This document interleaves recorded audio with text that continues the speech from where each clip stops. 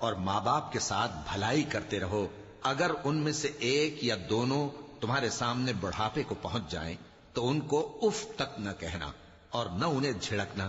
اور ان سے بات ادب کے ساتھ کرنا، اور عجز و نیاز سے ان کے آگے جھکے رہو اور ان کے حق میں دعا کرو کہ اے پروردگار، جیسا انہوں نے مجھے بچپن میں شفقت سے پرورش کیا ہے تو بھی ان کے حال پر رحمت فرما، جو کچھ تمہارے دلوں میں ہے تمہارا پروردگار اس سے بخوبی واقف ہے،